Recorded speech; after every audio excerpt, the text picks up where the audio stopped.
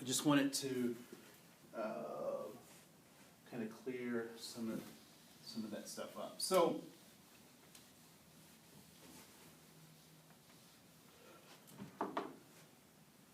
being human and humanity is extremely important. There's some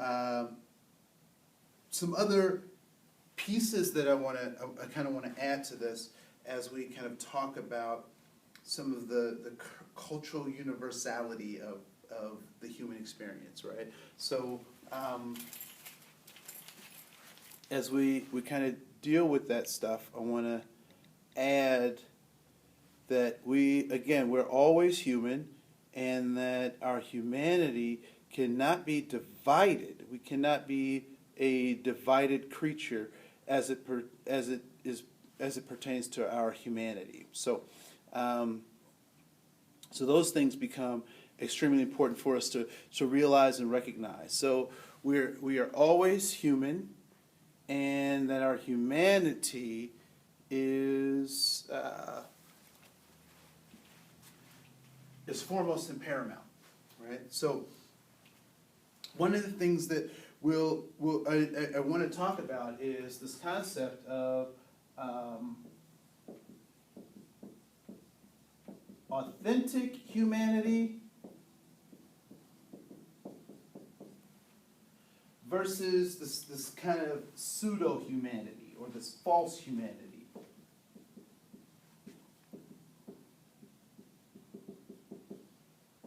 And then we'll start to get into some of the things that Alfred Adler talks about in terms of humanity.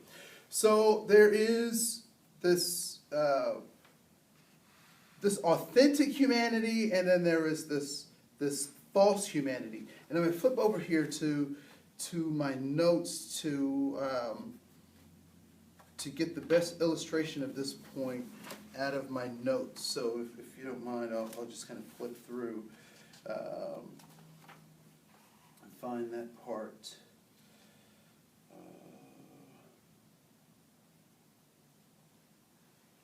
And then we'll talk about. I want to come back to this concept of the void, right? So the free market capitalism said that they can answer that void, but we'll come back to that in just a second. So authentic humanity. It's summed up in these particular points of view, these ways of thinking about how we're human. So first of all, we are always human. So no matter how we get treated, rather if we get treated well or we get treated negatively, whether the systems that we're engaging in want to identify us or not as being human, regardless of how those systems try to interact with us, it is a truism that we are always human. So authentic humanity starts with the fact that we have to understand that we're always human. And so as a human, there are certain inalienable rights, right? Inalienable rights. Those rights that cannot be separated from my humanity. And among those are life, liberty, and the pursuit of happiness. And so we'll talk about some of those concepts as well. And so human is our natural state, right? So what does it mean to be human? Human beings are a soul, they're a body, and they're a spirit. And the yearning of that soul, that body, that spirit is constant. We're yearning for freedom. We're yearning for liberation. We're yearning for connection. We're yearning to produce the purpose for our existence. Those are the things that we constantly yearn for as humanity. And so humanity is our natural state. So it's natural to be human. That is the place, the way that we have been born. That is our natural existence. And so what that means in that natural existence, it means that we're born to seek relation, to be relational. Right? We're born to be relational. We're born to have and meet our basic needs. Right? So Abraham Maslow talked about that: air, water, food, shelter, these basic needs. So we're natural, and our rights cannot be separated. The rights for these two things cannot be separated, right? They cannot be taken away from us. However, they should not be taken away from us because of our human status, right? So it is our right to have those things. Even if there are systems that are trying to take those things away from us, they are still our rights. Number three is that social institutions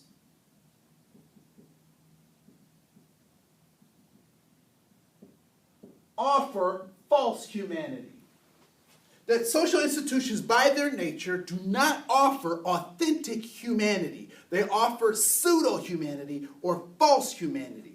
And we'll talk about that. We'll talk about why that is in just a bit.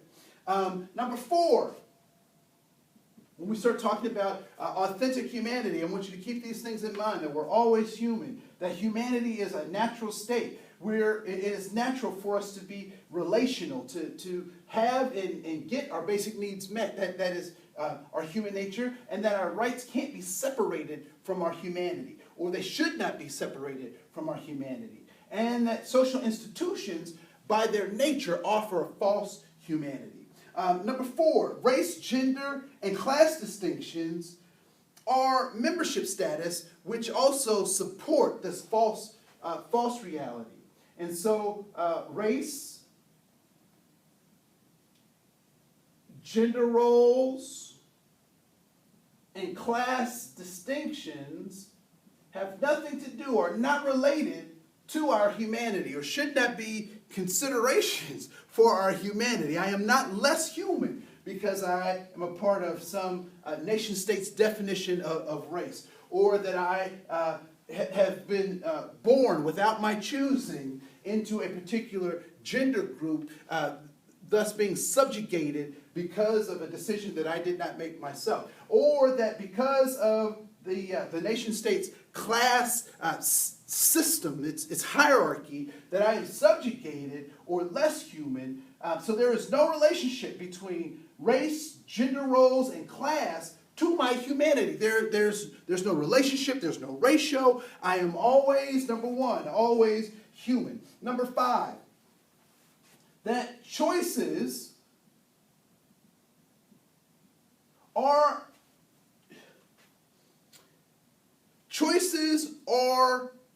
rationalizations for the disappropriation or misappropriation or the inequity of power structures. So choices, or the ability to make choices, is inauthentic humanity. Now, I know that's a hard thing to think about, because we really pride ourselves, particularly in the West, on giving people choices.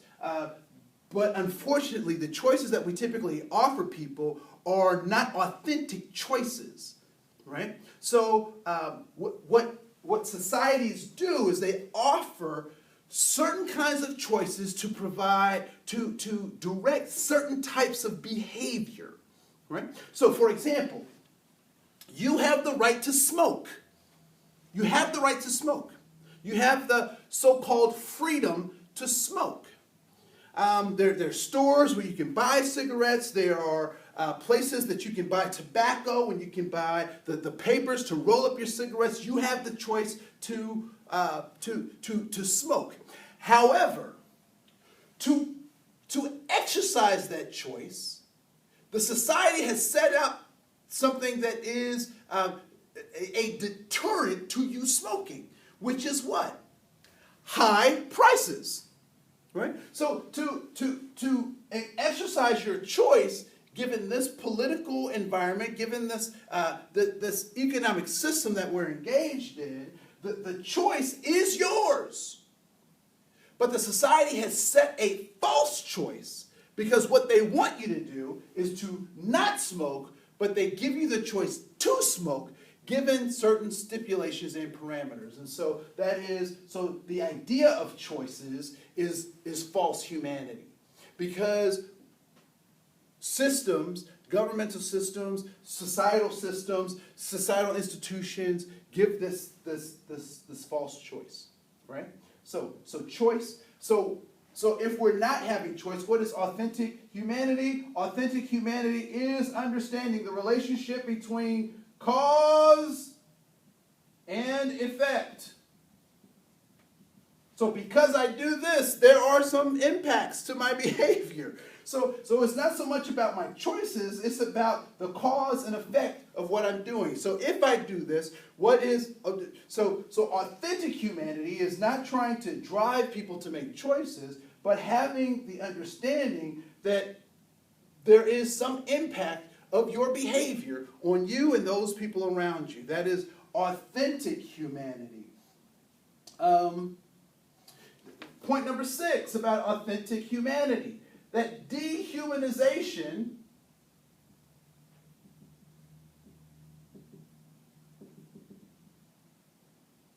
the understanding of trying to get you to believe that you are less than human, the process of trying to get you to believe that you are less than human, the process of trying to get you to believe that you are less than human is an illusion. It is an illusion. When you buy into this concept that you are less than human, it is an illusion. When you say that you are a particular race, it is an illusion. When you say that you're a particular economic class, that you have a certain amount of status, all of those things are illusion because at the end of the day, you are only human, right? So as many riches as one can accumulate, as many degrees and papers and success, at the end of the day, you're going out of this world the same way you came in, and that's by yourself. Hopefully you'll be clothed. So this process of dehumanization is an illusion. Point 7.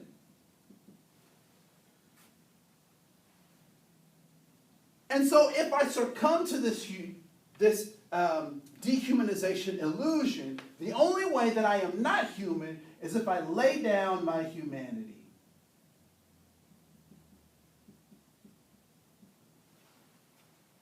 If I make the choice to not act in the best nature of human, or in the best nature of a human being, if I'm not practicing being human, then the only other choice is for me to act like an animal. But to act like an animal, I must lay down my humanity. I must lay it down. And so one way that I might lay it down is that I don't take responsibility for the cause and effect of my life, right? So people sometimes refer to men's behavior as problematic. And you'll hear people refer to men as if they were animals, or talk about them as if they're animals. Well, part of the reason that they do that is because someone along the line has forgotten about the cause and effect, and that we're always human. And so if I don't believe that I'm human, then I won't act like I'm human. And if I don't act like I'm human, what am I acting like? I am acting like an animal. Now, I will say that I find it very interesting that as I was growing up, and we looked at the people in the neighborhood, and we looked at the folks around us, the language that we used to define ourselves was very telling about the times we were growing up in. And so, you can lay down your humanity. The interesting thing about that, though, is that you can pick that humanity back up, right? So what are some ways that we know that people have laid down their humanity? We have things like wars. War is people not living up to the best that humanity is, but they're laying it aside to say, my belief, my seek to keep my way of life going is so more important than yours that I'll lay down my humanity and I'll kill you to get what I want. And so when we talk about laying down humanity, when people forget, they fall for this illusion, they riot. They commit suicide when people have forgotten what is true and good about them, the thing that they have purpose and power, that they can do things. When they fall to this dehumanization illusion, they lay down their humanity and they do some of those things. We also understand that depression is a way. When people succumb to post-traumatic stress, right? When we've pushed people as far as they can go and they snap either emotionally or mentally, we've created an environment where it becomes oftentimes easier to lay down my humanity than to actually struggle with it and keep it intact. Anger is another way that we lay down our humanity. We act against our best nature. And number 8, that false humanity, this idea of false humanity,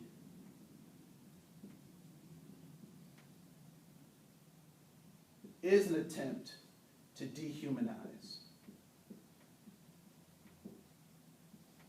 So false humanity is an attempt to dehumanize.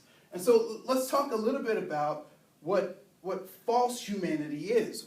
So when I say false humanity, what is that? Well, we know that authentic humanity is these things, and so false humanity is, here are a few things that false humanity is.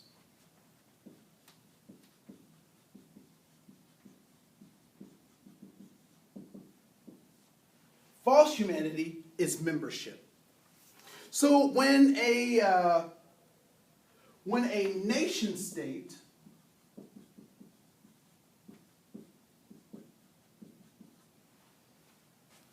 has members, its members are declared to be human. Look at the current debate about immigration in the United States. Look at the current debate about what goods, services that people should have access to. Think about the debate around healthcare, voting rights, all of these things, right? So there are certain things that members get that non-members don't, because the nation state is offering false humanity as a status of their participation in that nation state, right? So when a nation state offers this false humanity, we get products of that false humanity, such as the concept of race. Race is false humanity that is given by nation states as a product of membership. So because, and this is how this starts to work. In the United States, I am African American or black. However, if I was in South Africa, I might be colored because I'm not an indigenous African in Africa.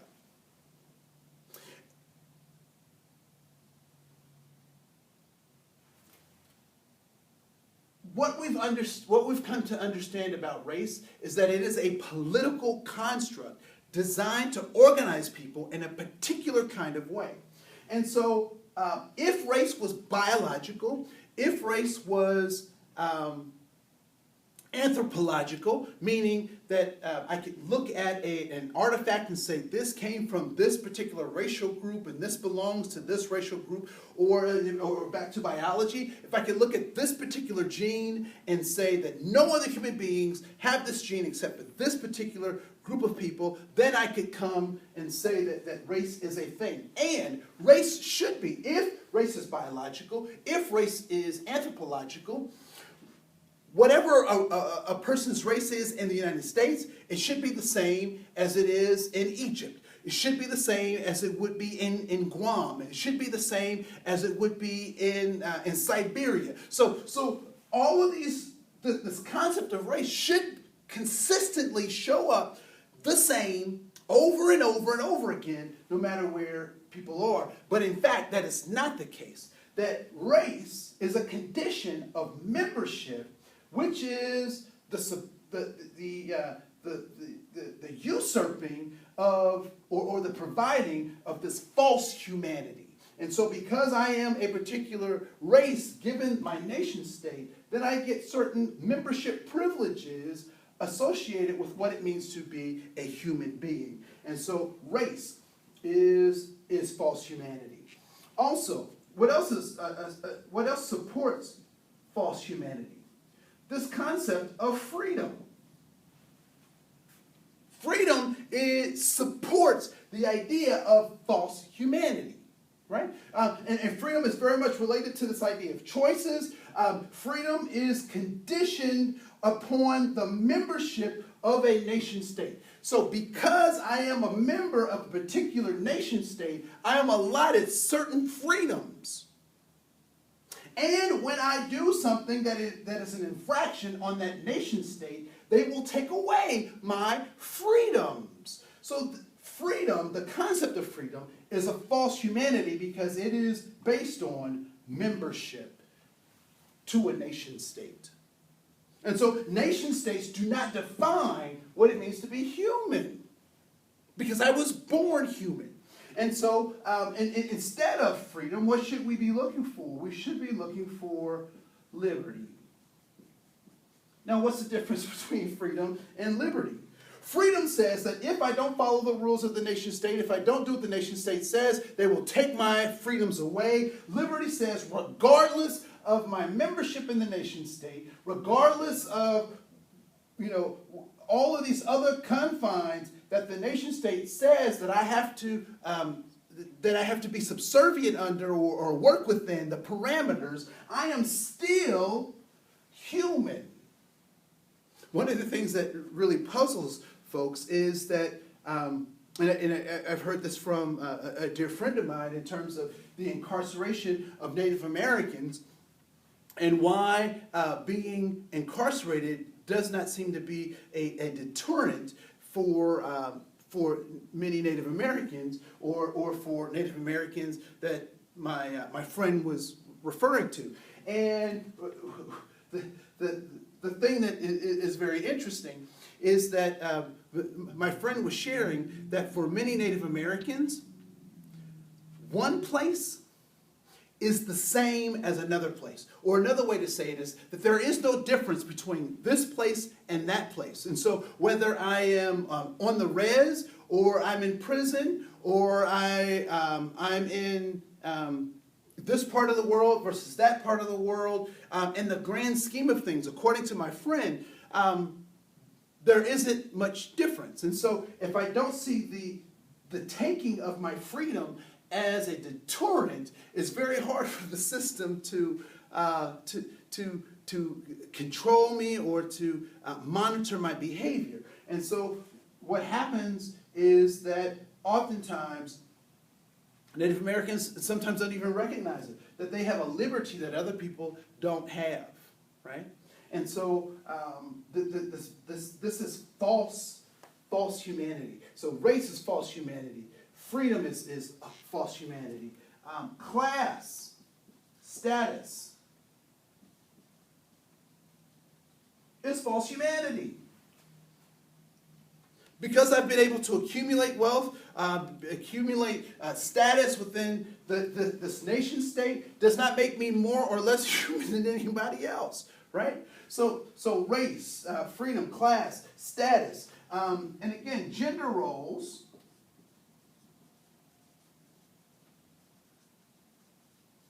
that are assigned by the nation state, these are all things that support false humanity, pseudo-humanity. And when I believe that these things are the things that make me human, then I fall to the dehumanization. I become disgusted. I become frustrated with the system because what I know to be true is that I am always human. I'm always human. But the system doesn't treat me that way because I've succumbed to what the nation state says about me. I find it very interesting. What happens when your enemy defines you? Because when the enemy defines you, they don't use the best terms to define who you are. They use terms that reinforce their status as the defining method of creating your perception, your reality. All right? So we have authentic humanity and we have false humanity. All right? So we're going to take a short break and then we'll come right back and we'll get to the next chapter. All right, thanks.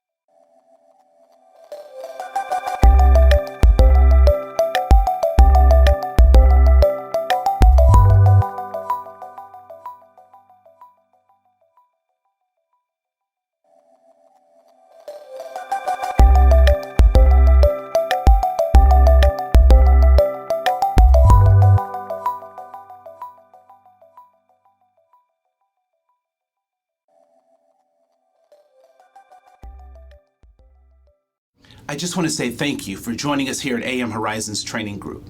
If you have any other questions, feel free to email us, and you can reach me at andre@amhorizons.com. Or you can give us a call at 651-998-9376. We look forward to helping you nurture your seeds of change.